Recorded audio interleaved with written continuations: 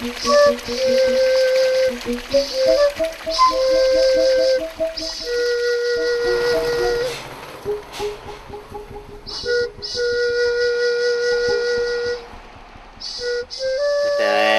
alat pembagi air niku nggih sangat-sangat kesulitan kula. Daerah sini kan airnya nggak pernah jernih sih. Jadi kadang saya itu mandan mengeluh. Kalau saya mambu, rika mambet belet. Kalau untuk cuci pakaian putih itu bajunya semu kuning gitu. Kula ngombe niku nggih kudu njuput adoh ngoten. Kalau saya kadang ngambilnya di Pancuran sebelah sana, yang Sari Wetan. Adus nggih, kula malah taksi adus mawon kula teng yang kolam. Ya dulu ya mungkin banyak orang pada gatal-gatal. Niku kolam niku kan kotor, nah, sehingga kadang-kadang namanya kena gatel napa niku nggih anu.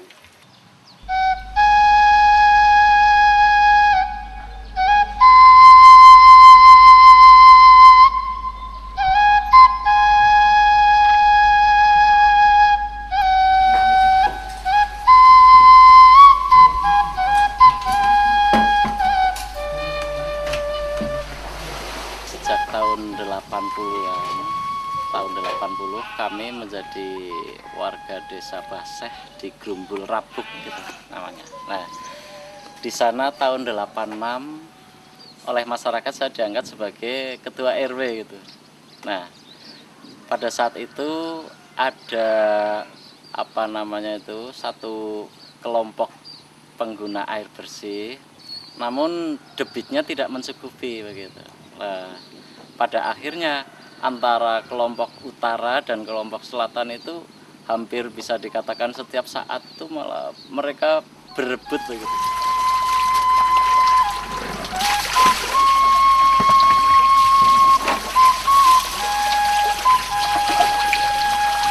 Kami berpikir ini bagaimana cara mengatasi, kita membuat agar ada satu alat yang aman gitu, tidak mudah diotak-atik, tidak mudah dirusak oleh warga dan tidak mudah dirubah-rubah.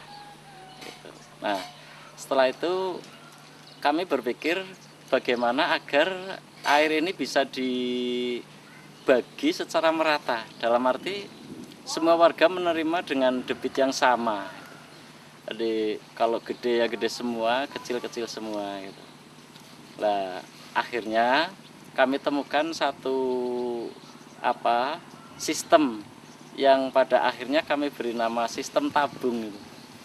Teknik yang kami pergunakan itu kan otomatis kita punya dasar yang kita tahu semua, yaitu istilahnya bejana berhubungan. Itu yang menjadi pokok, menjadi dasar kami menemukan atau membuat sistem tabung ini.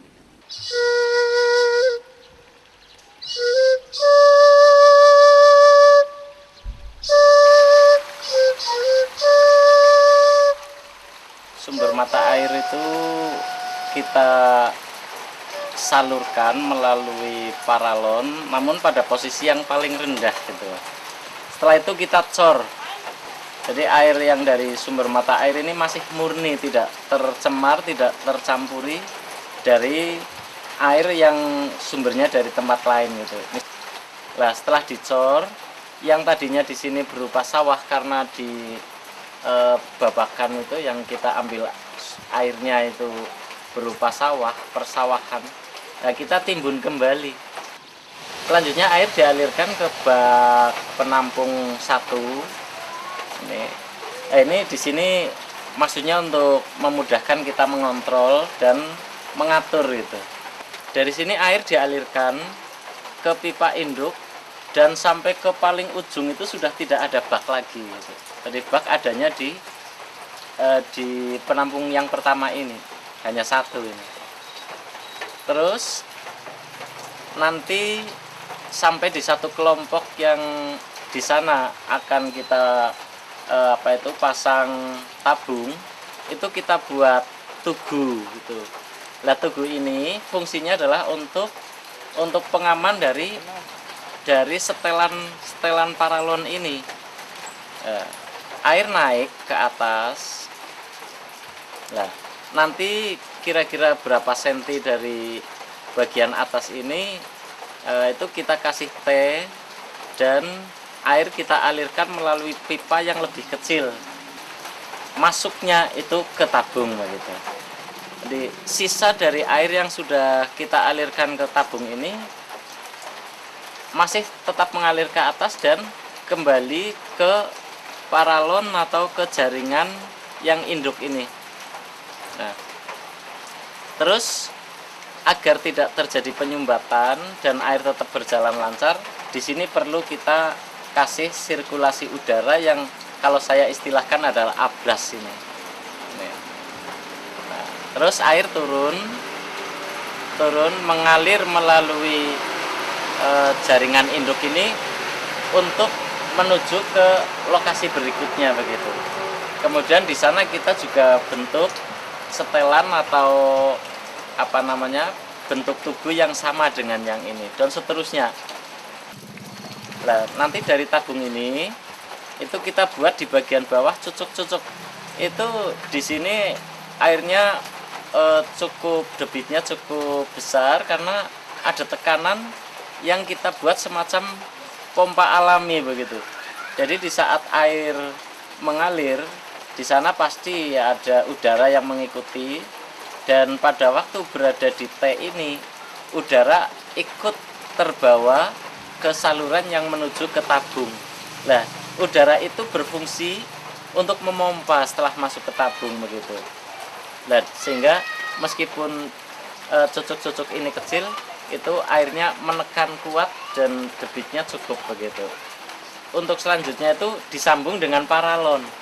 Nah, paralon inilah yang menjadi tanggung jawab daripada konsumen, sehingga pengurus itu hanya bertanggung jawab dari sumber mata air sampai ke tabung, dan selanjutnya dari tabung sampai ke rumah sampai ke konsumen. Ini paralon ini adalah menjadi tanggung jawab konsumen, baik pengadaannya maupun perawatannya. Assalamualaikum. Biasa narik banyu lah. Jadi UPS itu unit pengelola sarana, terus di bawahnya ada KPS, kader pengelola sarana. Pengurus induk itu bertanggung jawab dari saluran pusat, dari mata air sampai ke tank. Nah, tank itu ada yang bertanggung jawab, yaitu KPS ataupun kader pengelola sarana. Tarif awalnya 2.000 per cucuk per bulan. Sekarang jadi 3.000, jadi naik Rp1.000. Tunggal, nanti go. Sebagian besar itu untuk pemeliharaan. Selain itu ada juga untuk hatnya RT juga ada, terus yang narik juga kebagian, terus termasuk untuk sedikit kesejahteraan pengurus induk ada sedikit. Juga ada karena kami menggunakan air dari desa lain, itu desa sana juga ikut memungut dari tarikan yang kami limbahkan ke masyarakat. Setelah enten toyan iki, alhamdulillah sakit cekap sedaya teng kaya arep kula adusi nang griya niku terus ngangsu kula mboten ngangsu. Lajeng nggih ngempenaken sedaya lah setelah ada air ini pembersihan. Mantep, marem gitu loh. Tapi ya kesehatannya juga terjamin. Mata air ini kan akan mengalir dengan lancar itu karena pepohonan di sekitar itu memang tidak rusak begitu. Nah, sehingga kami selalu memberikan pengertian pada masyarakat agar menjaga lingkungan. Kalau penebangan secara liar itu ya kita mesti adakan satu koordinasi dengan aparat setempat agar mereka juga menyadari masalah kerusakan itu akan merugikan kita semua begitu. Ya, sebentar.